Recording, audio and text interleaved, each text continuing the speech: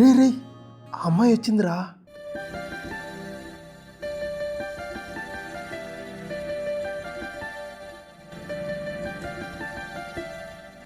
రే ఇప్పుడు అన్న వీళ్ళు చెప్పరా, ఇంకా ఎన్ని రోజులు అంటారు ఇలానే చూస్తూ ఉంటావు?